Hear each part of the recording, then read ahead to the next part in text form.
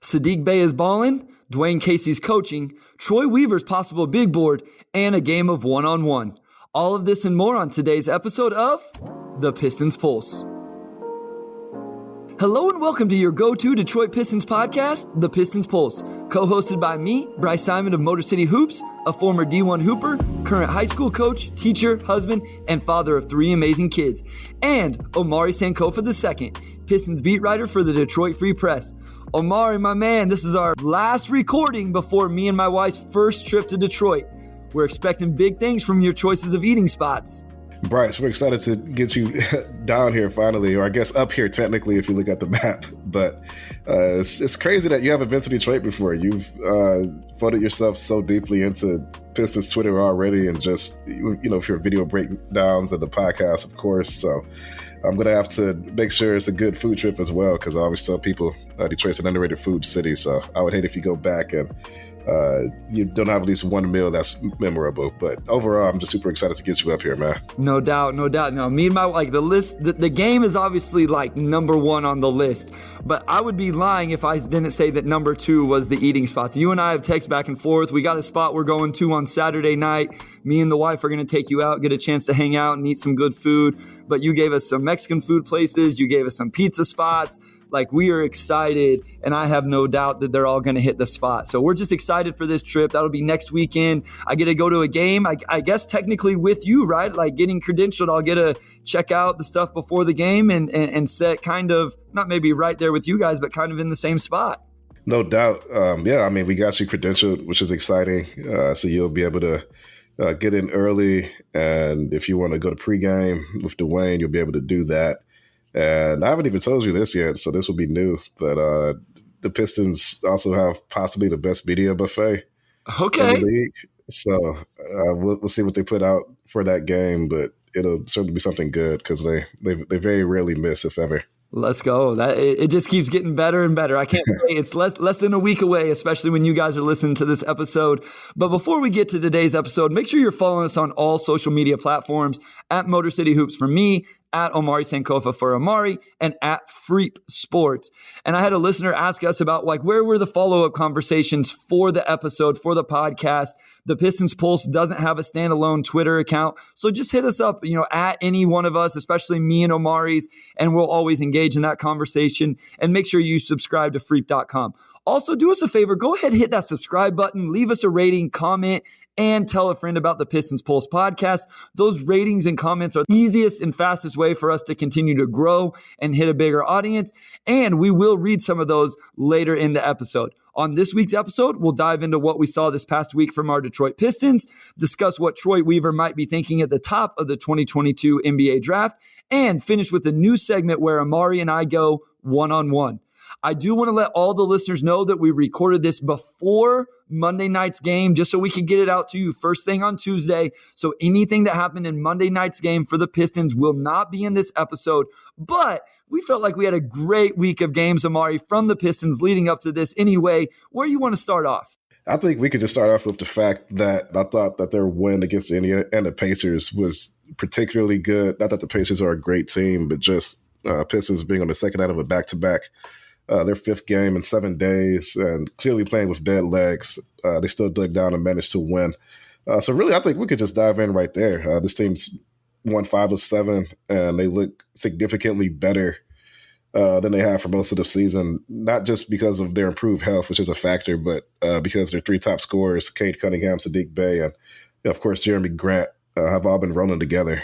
So I think we've just seen a very different Pistons team really since that Boston game right before the break than we've seen for most of it. And I'm sure you would agree with that as well, Bryce. No, absolutely. And let's start there, because I didn't know if we wanted to go there, if we wanted to go Dwayne Casey, or even just, really get in on Saddiq Bey. And I think we'll get into all that stuff. But let's start with, I guess I see it on Twitter, Omari, people starting to call it a big 3. I don't know if you can have a big 3 whenever you only have 17 wins, but for the Pistons in this stretch, it has been a big 3. You look at the box scores, you watch the games, and usually those 3 guys are scoring 20 points. Cade Cunningham, Saddiq Bey, Jerami Grant.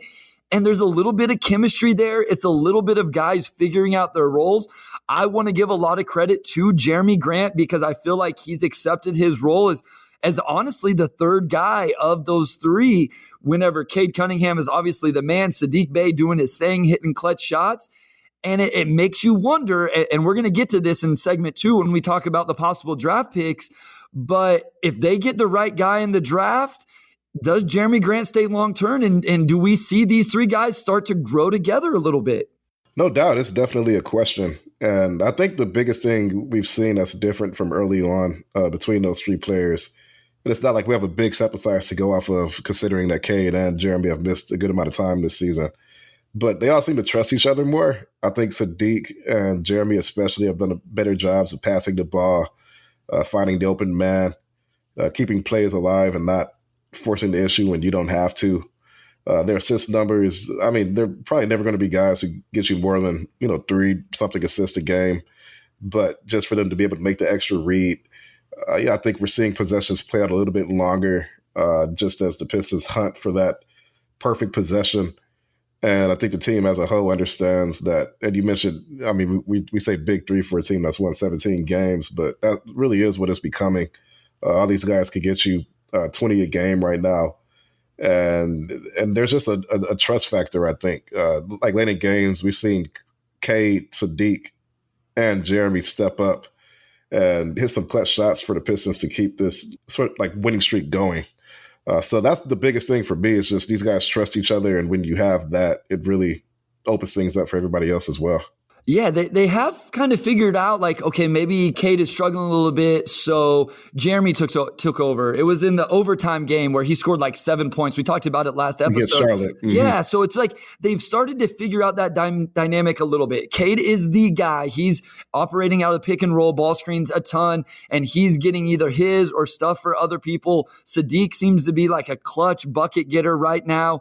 But it really is kind of interesting that they've been able to develop that now, as you say, even just kind of a small sample size. I don't know what the number is in terms of how many games they've actually played together, but it's still not a ton considering the injuries that we've seen. Even though I was looking up Saddiq Bey, as we can transition to him just a little bit more, he's played a ton of games. Like he is the guy that plays all the games, plays a ton of minutes. And what do they say? The best ability is availability. He definitely seems like the type of guy that is going to have that throughout his career. But as I look ahead, again, that Hawks game will have been played by the time you guys listen to this. But the Hawks, the Bulls, the Celtics coming up for the Pistons. One of my, I don't want to say areas concern, but something I'm really interested to watch is actually on the defensive end, Omari. Like, I'm interested to see who are the Pistons going to put on Trae Young. When they play the Bulls, who's going to take the Levine matchup? Who's going to take the DeRozan matchup? With the Celtics, we've seen that Cade and Jerami take the Tatum and Brown matchups, and that's gotten Cade Cunningham in foul trouble. So I guess my one thing, if that is a big three that moves forward, who ends up being the guy defensively where Cade's not having to take on the best player? Do you then have to add somebody next to those guys that can be a high-level perimeter defender? Do you have any, how do you see that shaking out? Because I honestly, Omari, I don't know that it's Saddiq that's going to take any of those matchups. I'm not sure either, and that's something that is TBD. You mentioned Trae Young, and I guess at the end of the day, these are guys that are going to be matchup issues for 99.9% of the league. So the Pistons aren't unique in that regard, where there's no guy that really matches up directly with them. But you mentioned the foul trouble with Cade Cunningham, and he's done a much better job, I think, the last few games of managing that compared to later in February, maybe that first game in March, where he was picking up 2 fouls, seemingly in the first 4 minutes of each game, and it limits what you can do from that point on because you're defending with more hesitation, and of course, teams are going to try to get you out of the game. But beyond that, I think the solution to some of this is Killian Hayes, and we've seen him closed a lot of games down the stretch just because of his defensive activity. I know against that overtime win against Charlotte, Killian closed that game, and Dwayne said after the game, nobody can really slow down Terry Rozier, but we like Killian's chances the most. And Killian does do a really good job of defending without fouling, so I would expect we would see Killian on Trae Young a good bit. Of course, Trae Young has his tricks to make guys foul him anyway, but that's just part of it. But in that group, it does hurt that Cade is a little bit foul prone, and it does put pressure on other guys to pick up some of those assignments, even though I do think in general Cade's a pretty good defender. No, I think he is as well. It's just like you worry about asking him to do so many things. He's orchestrating the offense. He's scoring. He's creating. He's grabbing rebounds. I think in one of the games we saw this week, he had, 12 rebounds. And so he's doing so much. Then do you want him also to have to chase Trae Young around or guard Jaylen Brown or Jason Tatum, or Zach LaVine? Like, it'd just be nice if he could get a little bit of time off. And I think where he may be best suited is actually like as an off-ball helper using that basketball IQ. And so again, I think Jerami can do that to an extent, but he's not going to match up with those quicker guys. And then to lead us into Saddiq Bey, I worked on an article for Saddiq Bey. I think his off-ball defense is really good. I think on the ball, he actually fits a little bit better as like a four-man Omari. I think he's a little better off trying to guard guys in the mid-post than he is like a quick guy out on the perimeter. And so let's go right into Saddiq Bey. I don't want to be overly negative here. He has some things he can work on defensively. He's still a young player, but man, offensively, he has looked really good recently. I agree. Saddiq, he's been a little up and down this season, which I think largely just has to do with his increased role. Last season, he was more of a spot-up shooter. And, of course, that was his role in college as well. It's a role he does very well, even now still. But he's been given a lot more freedom as far as creating his own looks, getting inside the arc a little bit more, which were both weaknesses for him last season. And he's made pretty significant strides this season. I'll have to go back and look at his numbers, and just because of that game on Monday, it's going to throw it off a little bit anyway. But he's certainly averaging over 20 points a game over the past week and a half or so. His passing has been a lot better. He's knocking down threes. He gives you a lot, really offensively. And I think that we're seeing him play better because Cade and Jerami are both rolling right now. So with those two guys on the court, Saddiq's probably not getting the primary defender, even the team's second best defender, and he can kind of hunt those mismatches a little bit more, which helps him. You mentioned on defense, he's probably a little bit better as a four, and I agree with that just because he's not the quickest guy. And and that's just who he is, right? Like he's probably one of the strongest guys on the team as a 6'7" forward. And that's a strength for him. We've seen him kind of leverage that on offense, and he's outbusting the smaller defenders, trying to get to the rim a bit more. It works, but as far as the defensive fit between him, Cade, and Jerami, I don't know if there's a lot of overlap between him and Jerami because I think Jerami he's bouncier, he's a better shot blocker. They could do things together on defense for sure, but I think he probably wants Saddiq parked a little bit closer to the rim.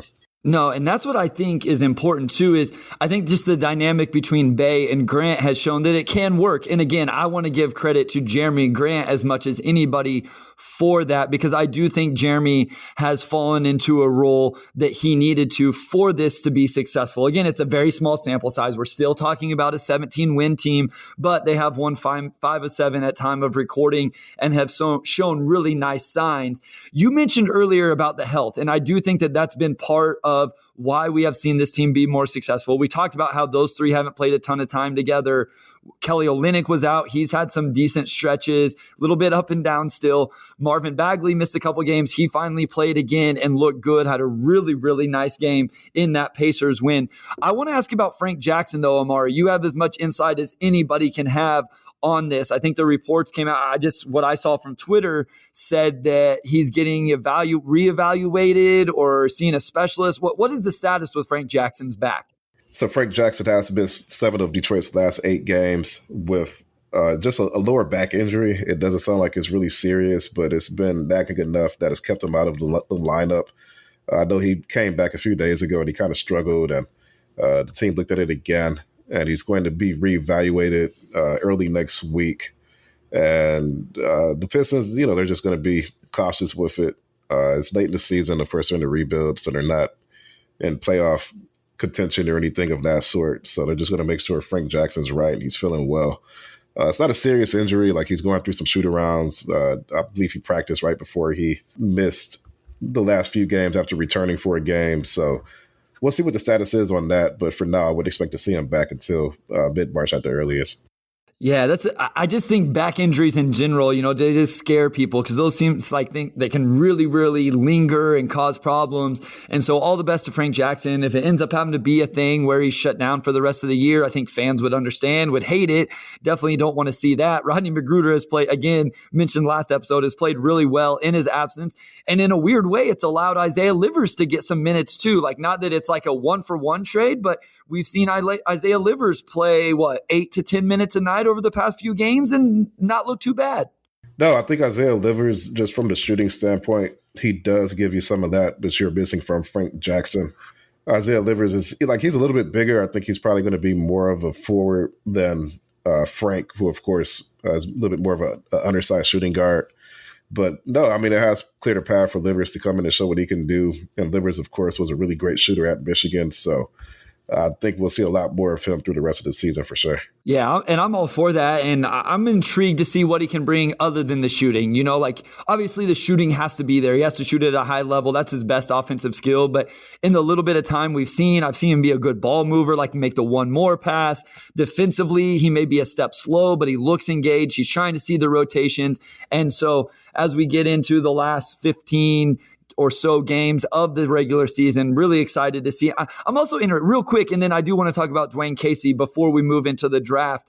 Do you think we're going to see Luka Garza, Saban Lee, Jamarco Pickett? Are those guys going to get, because I believe the G League season ends, is it already ended or ending soon? So is there a chance we see some more minutes from those guys as maybe some veterans like a Kelly Olynyk get, I don't want to say shut down, but Corey Joseph don't play quite as many minutes? I think we'll see more of the G League guys down the stretch for sure. I know I practiced on Sunday. Dwayne Casey mentioned that he wants to get a look at both the two-way guys, of course, being Pickett and Chris Smith, who we haven't seen in the Pistons uniform at all yet, just given that he was also rehabbing from a torn ACL that he suffered while he was still in college. So I think we'll see all of those guys. Around this time last year, we saw the Pistons begin to wind down, and they shut down some of the vets. And they really let the young guys go out and show what they could do. I don't know if we're going to see the vets shut down this year, but they're certainly going to do what they've done for Livers. And we're going to see these guys play. The Pistons are purely in evaluation mode right now. And it helps that you have your big three rolling as well, so those guys can come in and just kind of figure out how they operate within this scheme with this new team without too much pressure to contribute. So that's an ideal scenario, and we're certainly going to see some more of them. Yeah, and I think I had my dates wrong. I was thinking early March, the G League regular season was over. I think it's actually early April. So those guys will still have some G League games. But obviously they can do both. They've been going back and forth throughout the regular season as it is. But Dwayne Casey, I feel like he's done a good job this season, like weathering the storm through the injuries and COVID and managing this roster. And, you got a new leader, a new face of the franchise in Cade Cunningham. What do you think about the job Dwayne Casey has done? I'm not saying he's like overly just the X's and O's I would like to talk about, because some of that stuff I don't always love. Again, Omari, next time you talk to Coach Casey, please ask him to get a technical on behalf of Cade Cunningham getting some calls, because if he's not, Cade Cunningham's going to continue to get them. But what have you just thought about the job that Coach Casey has done? And I think here of late, we've been able to appreciate it a little bit more because, as we know, winning seems to help everything. Absolutely. I think Dwayne Casey's done a good job this season. I think coaching through rebuilds is tough. I think it's tough to not let losing sort of poison the locker room and hurt guys' confidence. And I think we've seen Casey really manage this team extremely well. And I think I mentioned it last week as well, but I think the beat writers in general have been more pro-Casey than the fan base has been. And I think fans, they tend to evaluate coaches solely by wins and losses. And also, I think there was a sense earlier in the season that the Pistons' young players probably didn't advance as much as fans wanted to see. But this is the second rebuild I've covered, in almost 4 years covering the league, because, of course, I started off covering the Memphis Grizzlies right when they were early in their rebuild as well. And rebuilds are hard. I mean, there's so much that could go wrong. There's so much you can't really plan for or account for. And as a coach, a lot of it is just rolling with the punches and sticking with the process every single day, seeing the big picture, being supportive. It's just a lot of managing and a lot of stuff I don't think you see on the floor. When a guy doesn't immediately start averaging 20 points a game, that doesn't mean the coach did something wrong. It just means that All this stuff is nonlinear, and you're not going to see things progress at an even rate. So with all of that said, I think Troy Weaver summed it up pretty well the other week when he was introducing Marvin Bagley, where he said, "You haven't heard anything negative come out of our locker room, and that's because guys are locked in." And a lot of that starts from the top, and I think you have to give Dwayne Casey credit for that, especially now that the team's rolling and they've really played significantly better basketball for the last 3 weeks. No, I think that was a really telling quote, because no matter whether you know you're in a rebuild or not, Omari, the fact that there were no negative reports coming out of the Pistons locker room, even when they were losing a ton of games, and they were losing a lot and they weren't playing well and they were getting blown out. And like you said, young guys didn't look like they had progressed and gotten as improved as what they should have. You didn't hear players complaining. At least you didn't hear reports of it, not for me anyway. And I think that's very telling. And one thing as a coach that I've learned, and maybe this is why I tend to favor Coach Casey and I guess back him a little bit, is unless you're in the locker room, unless you're there every day at practice, you don't always know what is going on, what the progression is, how a player's reacting to certain coaching, why a coach is making a decision. I know that's hard as fans. We want to be invested in all of this. We want to know all of it, but there's a lot of stuff that we're probably not privy to. You as a beat writer and the other beat writers see a little bit more, but I do think we have to remember that whenever we're looking at kind of the body of work of Coach Casey and this team, is we don't know everything that's going on in that locker room at practice and the interactions with each player. No, we don't, and I think you summed it up pretty well. And yeah, for this team to finally get healthy in the back half of the season and finally figure out how to play winning basketball, that's coaching. That's coaching. Like, this team, look, I'm 27 years old, and if I were a Detroit Piston, I would probably be the 5th oldest player on the roster. Like, there's like 3 or 4 guys on this roster who. What does that make me, Omari? The oldest? It would make you the oldest. It would, yeah. And you would, like, I'm thinking of who's the oldest team in the NBA right now. Like the Los Angeles Lakers, you would probably be like in the middle of their roster. I would retire. I'd retire if that was my only choice. But, but young guys, it's just so much you have to learn as far as not only just the NBA grind, because it is a grind. Like, there's something happening every single day, whether it's a game or a practice or travel. To get a team rolling this late in the season, it starts at the top. And, people are quick to get mad at the coach when things go wrong, but you also got to give the coach credit when things are going right. And right now, things are going well. No, I agree. I love how you finished that right there, because I do think we like to blame the coaches when things aren't going well. Whenever guys weren't shooting well, it was all it was John Beilein's fault. It was the skill development guys. They had changed all their shots. Well, now Saddiq Bey's shooting it well. Like, who gets the credit now for his development? Is it just Saddiq Bey, or do those coaches get credit that were originally getting all the blame? And so I just think there's a give and take with that. And I just think it's important to see both sides with the players and the coaches. And one last thing, and then we'll move into the NBA draft, and that's with Coach Casey. I don't always love the X's and O's. I will critique the X's and O's at times on this podcast whenever we see, not enough ball screens with Killian Hayes and Marvin Bagley III, when we see not enough creativity. I am going to critique some of that stuff. But if Dwayne Casey is growing these young players into professionals, teaching them and coaching them the right way to go about their business and teaching them those lessons, that is a tremendous and perfect trade-off for where this team is at. But right now, stay with us through this short break, as this week we'll dive back into the 2022 NBA draft with Omari's recent article that outlined what he thinks Troy Weaver's top 8 big board may look like.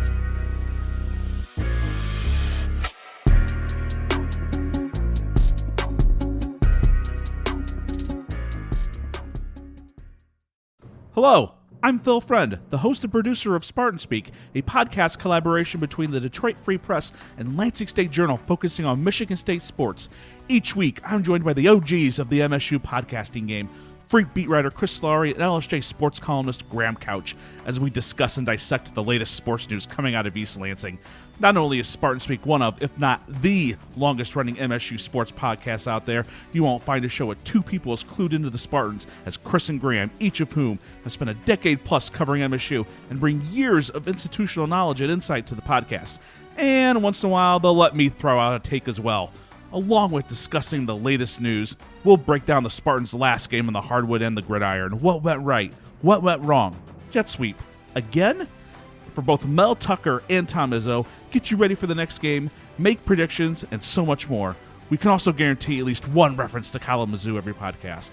So if you haven't already, download, subscribe, and listen to Spartan Speak on Apple Podcasts, Spotify, Google Podcasts, or on your podcast app of choice.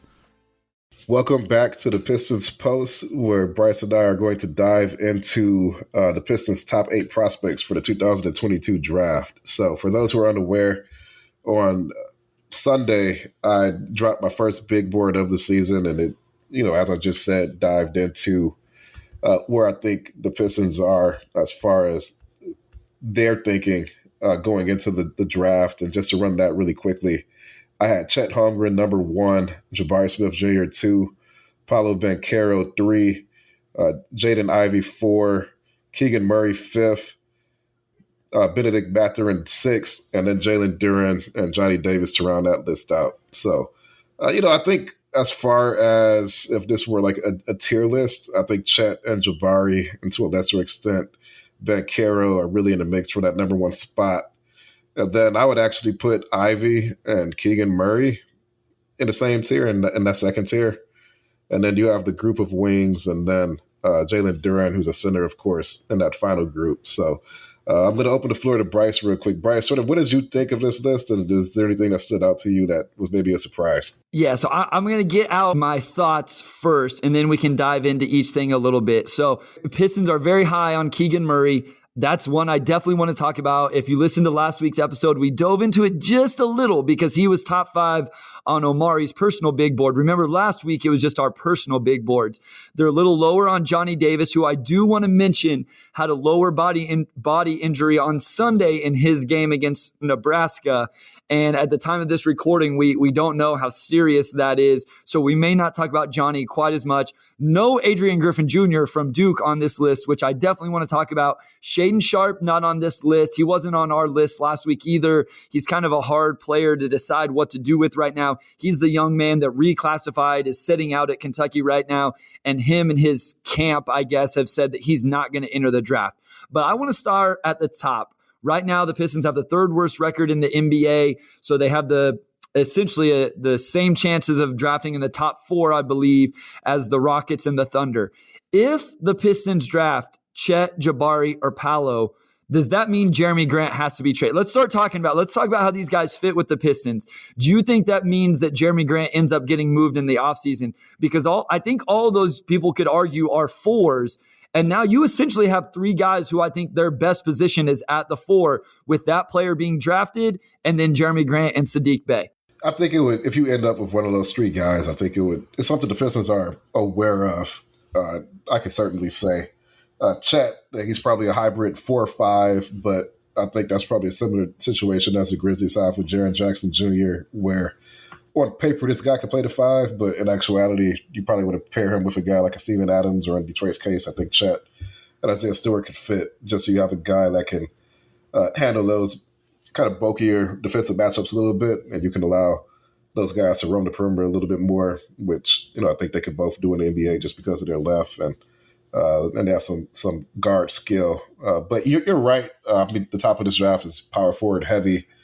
And none of these guys really fit with Jerami Grant. And Jerami Grant, I mean, especially if he continues the play that he's had right now, a little bit of an off night against the Indiana Pacers, playing so many games to a short amount of time. But before that, he had 3 straight games of 26 points, shooting better than 50%. And, just seeing what he can do with the Pistons, you imagine him on a contending team where he's that, second, third, 4 or 5, so depending on who he's on the floor with, and he can really get his own shot. He's still an extremely valuable player. Again, I don't want to make predictions on the show necessarily, but I will say that the draft situation is something the Pistons are aware of, and it wouldn't surprise me if he were moved this offseason, similar to how it wouldn't surprise me if he were moved a few weeks ago before the trade deadline. So I want to talk about Chet just a little bit. And a lot of people have talked about, well, he because of his size, he can't play the 5. He can't guard Joel Embiid, Nikola Jokic. Like, nobody's guarding those guys anyway. I want your personal thoughts, Omari, on Chet Holmgren. can he guard the second tier of fives? Because if he does and can, then that opens up, and this plays into Paolo Banchero as well. Like, I've heard talk of Paolo Banchero, his best position possibly actually being the five. I know he doesn't, he's not going to protect the rim maybe the way you would want your five man to do so. But if Chet can hold up against your second tier of five men, I don't know, what are we looking at? Jonas Valanciunas, Steven Adams, those types of guys. If he can hold up against those types of guys at the five, now you really have something there, because now he's kind of a mismatch offensively. He's a really nice player at the five offensively, in the same way that Paolo Banchero would be an absolute nightmare mismatch for teams playing at the five offensively. I agree with that. And I think the thing with Chet is that I don't think he's a tough player to evaluate defensively, but I think there's like two questions with him. One, how much more weight can he put on? How much more strength can he put on? And two, how much will his lack of strength impact him in the NBA? So he's an elite rim protector. He's averaging about 3.5 blocks a game. Just great instincts on that, and he does a great job defending, just putting his hands up, knowing that with his left, he's going to redirect a lot of shots anyway, and even just deter players from even wanting to get to the rim to begin with.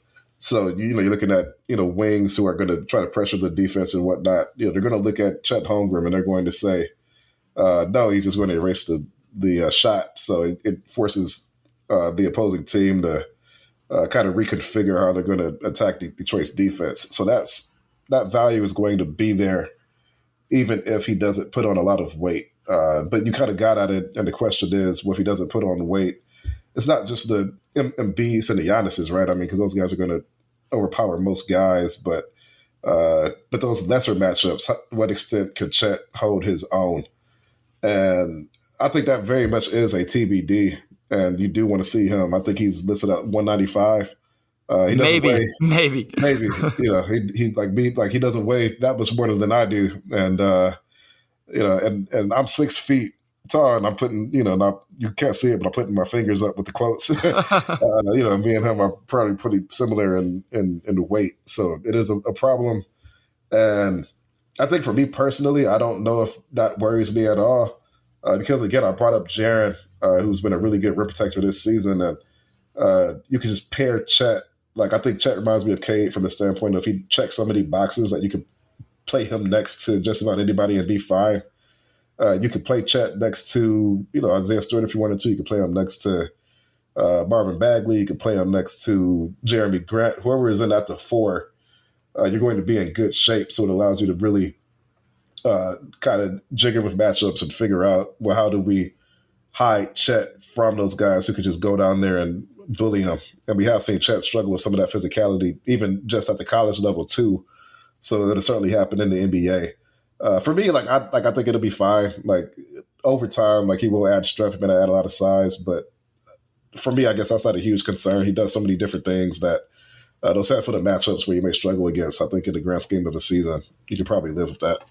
So which one of these guys, with a lot of defensive talk from us about these guys at the top, and we'll get to the next tier of guys in just a second, because in some ways those guys may actually fit. And I know we shouldn't draft for fit. I get it. I agree with all fans with that. I'm not saying we pass on anybody because of, that we, we'll just, the Pistons can trade Jerami Grant if the fit isn't there. So, but the next tier of guys do actually seem to slot in positions that the Pistons need. But one more question here at the top, Omari, one little discussion, and that's offensively. Which of these guys you think fits best with Cade Cunningham in terms of on the offensive end, and Saddiq Bey, I guess?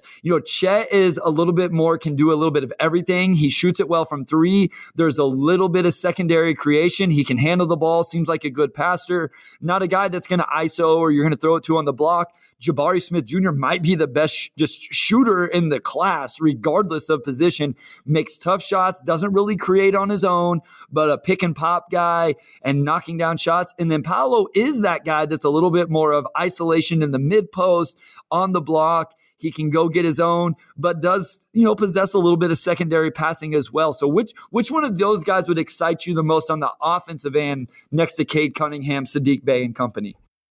I think Chet and Jabari really are right there just for different reasons. I think short term, I think Chet's probably the guy that could make the most visible and most immediate impact, just because you imagine him and Cade running some high screens together. Chet's shot the ball really well from three. Like, for me, there's no real concern about that not translating because I think it will. Like Chet, he's a lob threat. Like, he's got really long arms, so you could do, like, whether it's pick and pop, pick and roll, it's just pick your poison, right? Chet, I said it earlier, but he checks so many different boxes that you just imagine him and Cade together, and they're going to make the game a lot easier for each other. With that said, Jabari being a little bit more, I think, of probably a big wing, the way he plays, more so than like a big, but he is, arguably the best shooter in the draft, being 6'10", unblockable release point. He's knocking down threes. I think around the same percentage as Chet, but just on a much higher volume. So, at bare minimum, you can imagine Jabari coming in and really being like that type of Rashard Lewis floor spacer. I guess my questions for Jabari is, what else is he going to give you? Is he going to get to the line? He doesn't really pressure the rim a lot right now. He settles for a lot of jumpers.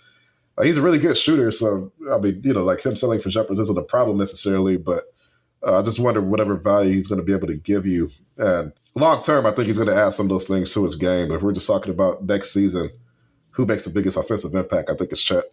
So I want to talk about Keegan Murray, because I'm just going to be honest, Omari. I don't think I'm there. Not in the top 5. And this is now back-to-back weeks where he was in your individual top 5. He's in the Pistons top 5. And I'm just going to say it.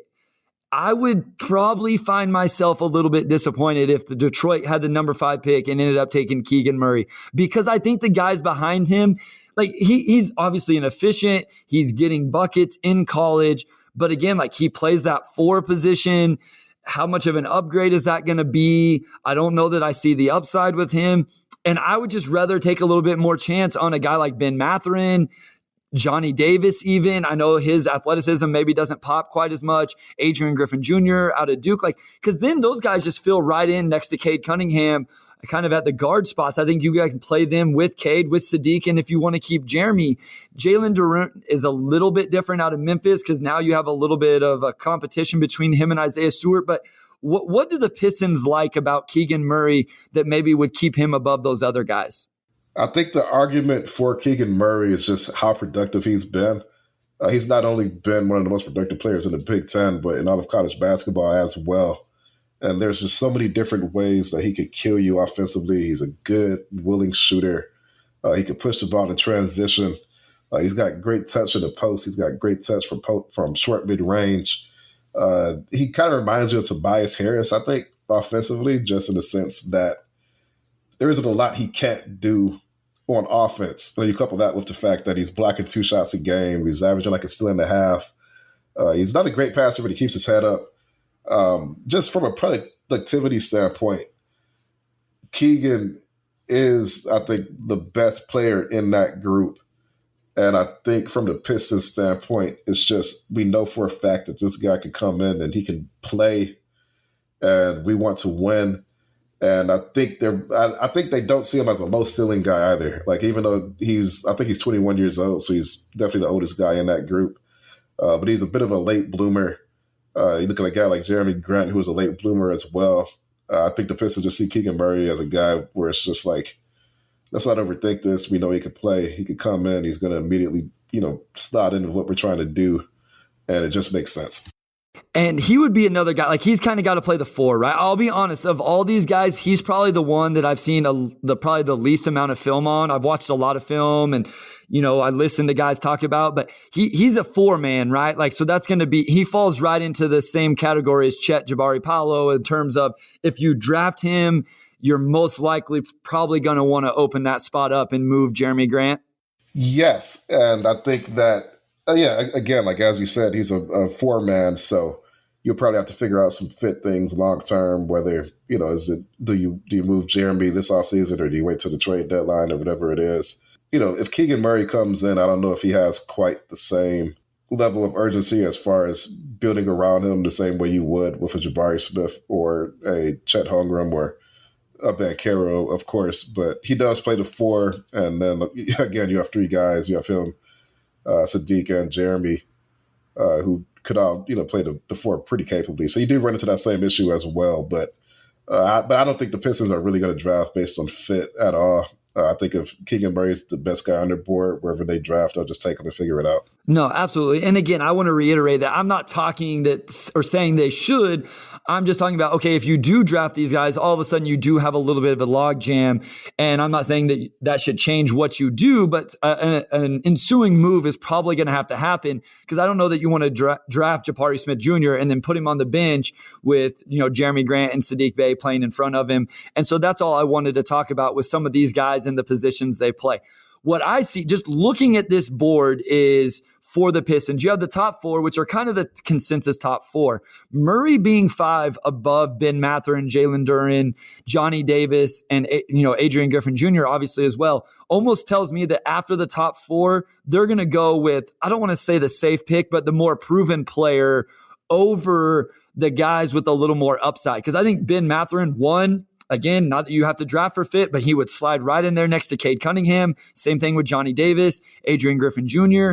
But those guys have a little bit more, I guess, question marks. Maybe Johnny Davis would be the guard version of Keegan Murray. So do you think that's why Keegan Murray is above those guys? Is maybe at that point when you're looking at player number 5, Troy Weaver's just going, let's take the guy we know is going to come in and be productive, because we don't want to end up with a guy like Jalen Duren who maybe doesn't hit at all and has a little bit of a lower floor. That could be part of it, but honestly, I just think overall they just think Keegan Murray is the best player in that bunch. And I think I put in my big board that you kind of look at it from a productivity standpoint along with Chet, where these guys are just checking more boxes than anybody else in that group. And they're high on Mathurin as well. I think they'd be very, very happy if they ended up getting Mathurin, a good guy who, again, he's a good shooter. I think he can handle some secondary playmaking. He does get to the rim a little bit more than maybe what a traditional 3-and-D guy would. So he's a great prospect as well. I think the Pistons will be happy with him. But Murray, you just look at his numbers, and he's just absurdly productive. I think beyond just wanting a guy who could come in and play, I also just think that they genuinely see him as being the best player among all the other guys in that group. I think my biggest thing with Mathurin, Davis, Adrian Griffin Jr., and even Jaden Ivey, who we talked a lot about on the episode 1, is can those guys guard? It all leads back to where we started this episode. And if they slotted in there with Cade, Saddiq, and Jerami Grant, can those guys guard the other team's best perimeter player? And not right away. You're not going to ask Johnny Davis to guard the other, or Ben Mathurin, who's pretty athletic, to do it right away. But is that the potential they have to take on the opposing team's number 1 perimeter offensive player? Because they all bring a little bit different offensively. Adrian Griffin Jr. is probably the best shooter of the 3. Davis has been the most productive. Mathurin's the most athletic. So that's what it comes down to with those wings. But final question before we get to the third segment, and that is Jalen Duren, the big man out of Memphis. I kind of go back and forth on this guy. I always find myself comparing him to Isaiah Stewart. More athletic than Isaiah Stewart, doesn't have the same motor, a little bit bigger. I think he's probably a better passer. He has some flashes there. What do the Pistons like, or just what do you like about Jalen Duren and what he could bring to the Pistons if they did end up falling with the lottery? Yeah, I think the thing with Troy Weaver is that he just likes athletic centers. I know going into 2020, he was extremely, extremely high on James Wiseman. And then last year he was very high on Evan Mobley as well. And if the Pistons had the number 2 pick, I'm pretty certain they probably would have went Mobley over Jalen Green. So I think it's just a love for our athletic centers. They went on and got Marvin Bagley III because they needed a jolt of athleticism, and also just another guy that Trey really liked. And Duren, you touched on his strengths, but the other thing about him too is that he's extremely young. I think he'll still be 18 years old on the night of the draft. So he's been a really productive player for Memphis, and you just see him just as a screen and roller. He has some upside as a passer. He's a pretty good rim protector. He's extremely strong, extremely bouncy, and he's going to turn 19 years old, I believe, during his rookie season next year. So he already does a lot as a big man, and he's just a Troy Weaver guy as far as just what he brings to the court. And that's a little bit of a cliche at this point, being a Troy Weaver guy, I think. But that's just the best way to describe him. He does a lot of the stuff Troy Weaver likes in big men.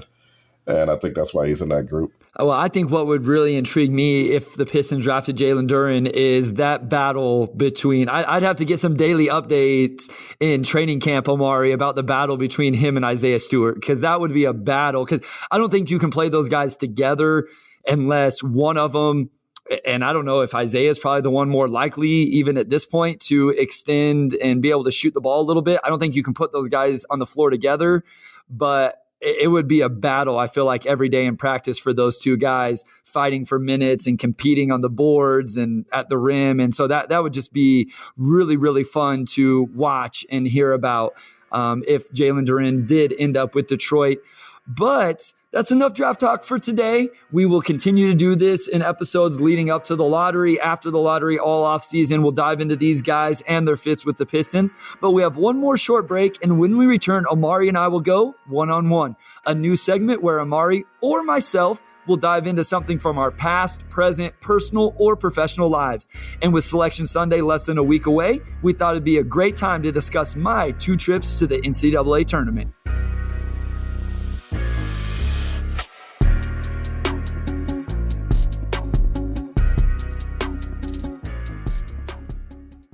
All right, hey, Carlos, just a quick idea. How about if I say, hey, this is Sean Windsor, and you say, hey, this is Carlos Morales, and I'll go, and then we'll go back. You want to try that? Yeah, that sounds good. Okay, you ready? Yep. Hey, this is Sean Windsor. And this is Carlos Menares. And we are the team behind Free Press Sports with Carlos and Sean, where we are going to talk about, you guessed it, sports, but lots of other stuff. Like what, Carlos? Oh, we're going to talk about your favorite subject, Sean, food. Probably more food. Arts, culture, sports, TV, movies, you name it. If it's happened in Detroit, we're going to talk about it. And sometimes we're going to have guests in who obviously know a lot more than we do about just about everything. But we're going to have some Free Press journalists to talk about big stories, folks from the sports world. We're going to be out every Thursday. You can find this podcast wherever you find your podcasts, Apple, Spotify, Google Podcasts. We hope you'll join us. So before we go one-on-one, I do want to read a couple reviews from Apple Podcasts. Thank you so much to everybody that gave us a rating and commented. And just to give a couple shout outs, we're going to read 2 or so every week as those continue to come in. So this first one actually came before the first episode from The Real One 2. And they say, I'm psyched. I know based on both podcasters' history, this is going to be an amazing show.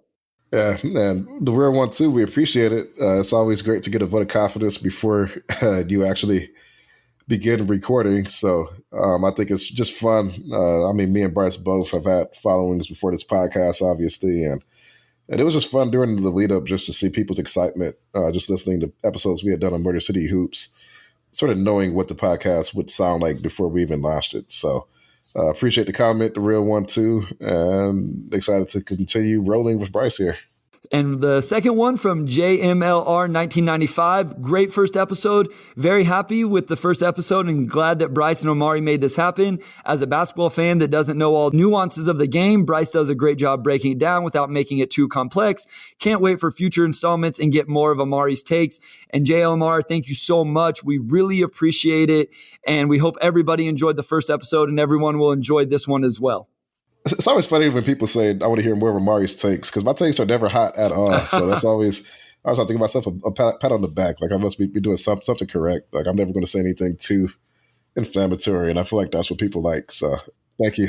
People are just going to wait, Omari, for the first time you and I get into it about something. You know, the first time we really disagree and get into it or have a really hot take. I know people are just going to wait for it and they're going to be excited. It'll happen eventually, I'm sure, the more episodes we do. But I think we're both kind of in that vein, right, where we're not necessarily going to just go too crazy out there with some of our thoughts and takes. No, but I might just have to catch you off guard and pop one off one day and just see where it goes. Catch everybody off guard. Absolutely. Absolutely. So, Bryce, I know you were going to get into playing in the NCAA tournament, and we've talked about this separately a little bit, but your college career, it had a lot of different chapters to it. So I'm definitely curious to hear the full story here. Yeah, so I'm going to fast forward through. I won't give you a ton of stuff. I won't give you the recruiting visit story. The first time I actually ever flew on a plane, Omari, was actually my recruiting visit to American University. Actually visited Seton Hall on the same visit. But that was the first time I had ever flown on a plane. I was 20 years old, a JUCO kid. at the time. But my first trip to the NCAA tournament, we're less than a week away from Selection Sunday. When you guys are listening to this, I got to experience 2 of those. My first one actually played in your backyard, Birmingham, Alabama. We've talked a little bit about this with you having family from Birmingham, right? Yeah, I do. Yeah, my dad was born in Birmingham, and I'm going to say Birmingham, Alabama, because there's a Birmingham, Michigan too. And occasionally, and sometimes when I say Birmingham, people are like, "Oh, he's just from the suburbs." It's like, no, he's not. He's from Alabama. Okay, I will make sure I give the Alabama whenever I talk. But so that year we went in as a 15 seed, played the number 2 seed Tennessee Volunteers and Bruce Pearl. I was actually 2 games removed from an ACL tear, an ACL injury that kind of completely changed the trajectory of my career. And I guess, possibly in some ways my life. I tore it semifinal game of our conference tournament. We were a 1-bid league at American University, which essentially means if you don't win your NCAA tournament, your conference tournament, you're not going to the NCAA tournament. We were fortunate enough to win it even after I got hurt. I was a starter at that time. It started every game my junior year at American. But the story, 2 stories real quick. One, Coach Jones, my guy, he's at Old Dominion now. He put me in the game, Omari. So I have a torn ACL. It's been just less than a week. We end up losing. We actually made a good run at it, competitive game. We ended up losing by 15, but with about 30 seconds to go in the game, he comes down to the bench. I have all my warm-up gear still on. He says, "Hey, take off your necklace, go check in." And he just that meant a lot to me, as a coach, because as a player that my coach would do that, because he allowed me to step on the floor. I still had my senior year. We thought I would come back healthy. That's a whole nother story. But we didn't know if we were going to go back the next year. We were all juniors in that class, so we were coming back. But no matter what, I was going to get a chance to step on the floor. So that was really cool. But the story that I think people really like is going through the handshake line after the game. No, it wasn't a Juwan Howard thing. Sorry, Michigan fans. Maybe that's too early. But Bruce Pearl he stops me and he asks me, he says, "Are you Jewish?"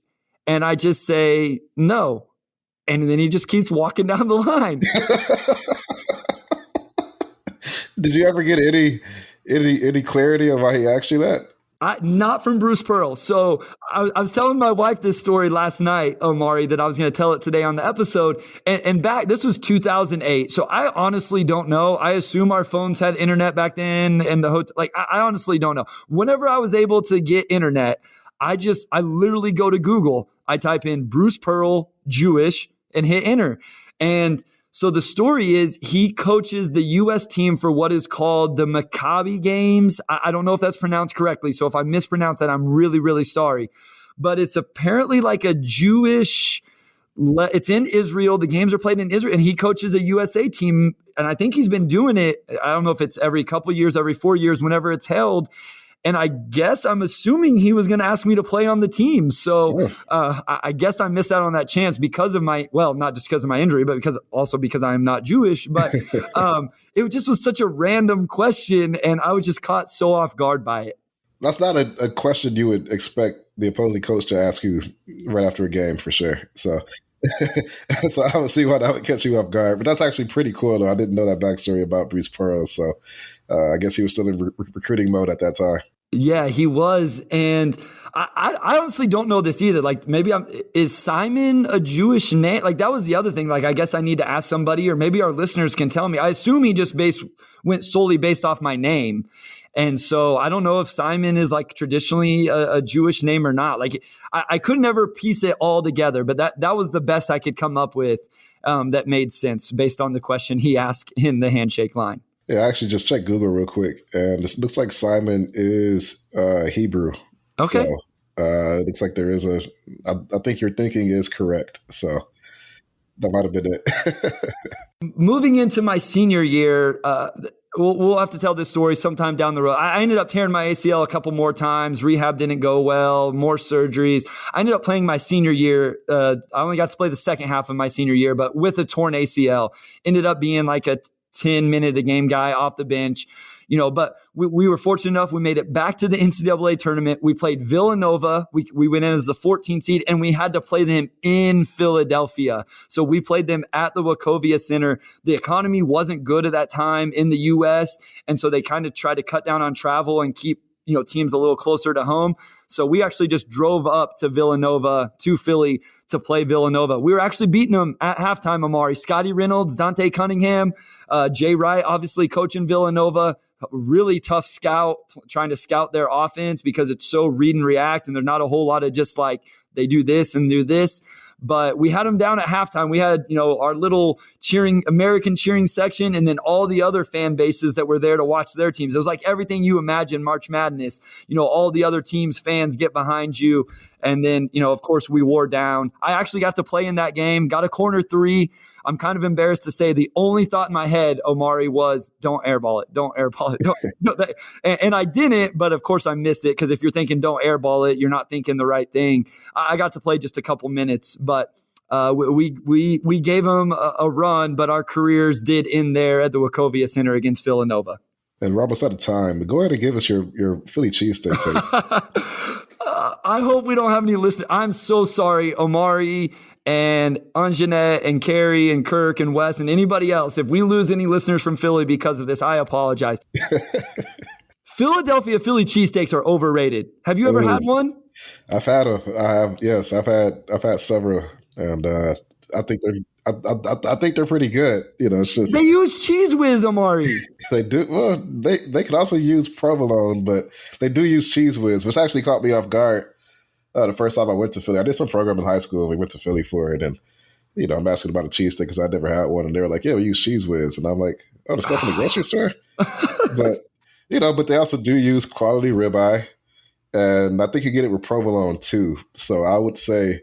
I'm not going to cape for Philly. I have no Philly connections at all. But if you ever go back, I would say try it with provolone and just see. Because I would estimate you're probably one of the few people who have had a Philly cheesesteak and thought it wasn't that good. No, okay, so I love Philly cheesesteaks. Like, don't get me wrong. Like, I was just disappointed that I was getting a Philly cheesesteak in Philadelphia, and it came to me with Cheese Whiz on it. Like, I was just like, this famed Philly cheesesteak and Cheese Whiz? Like, I don't know. Maybe I'm a food snob when it comes. Like, I promise I'm not coming to Detroit to bash Detroit style pizza whatsoever. Like, that's not happening. But I was a little bit disappointed. One final thing real quick here is I did get a chance to write a blog. So the Washington Post asked me to write like a blog for each day as a player. And you actually can still go look those up. My wife Googled it last night, just typed in Bryce Simon, Washington Post, and she was able to find them. But my final entry was kind of like a thank you to everybody at American, my teammates, my coaches. And I had a kind of final paragraph that I tell this story because I never really had the confidence to really say what I was feeling and thinking. And that was the first time I really let myself do it. And I got a lot of really, really good feedback from my teammates, from my coach, from other people. And now 10, 15 years later, in a weird way, it gave me the confidence to do this podcast, to reach out to you with what I was doing at Motor City Hoops and to talk about what I think about basketball, my feelings about things. And it really, I'm not sure I would have had the confidence to do this if it wouldn't have been for that blog and especially that one post. So it's kind of funny how things come around that way. And so I did just want to tell that real quick. If any of you guys want to go read any of those about the 2009 American University basketball team's trip to Philadelphia, I actually think I tried to write about the Philly cheesesteak and the editors cut it out. They're like, no, you're not bashing Philly cheesesteaks in this. But I think you can find that on Google. Yeah, well, hey, shout out to WAPO for giving Bryce that opportunity all those years back. And shout out to the Pistons Post for not censoring Bryce's cheese take steaks. Yeah, as we know right now, they're not going to get censored out. We'll see what Tad and Carrie think about it whenever they listen. But Omari, man, this was a good time. As always, let everybody know where they can find you. I know you dropped that great article on Sunday, and you got articles coming every day on the Detroit Free Press website. No doubt. A lot coming up this upcoming week. So, again, thank you, everyone, for listening to the Pistons Post this week. And we will hear from you all soon. As we always do, we want to give a proper credit and thanks to the people behind the scenes: editor, Carrie Jr. II, executive producer, Anjanette Delgado, and executive producer, Kirkland Crawford. And of course, our guy producing the podcast, Wes Davenport. We also want to thank all of you for listening to the second installment of the Pistons Pulse. Please give us a rating, subscribe, comment, and tell a friend about the podcast. We'll be back next Tuesday with another great episode. Thank you, go Pistons, and we'll talk to you soon.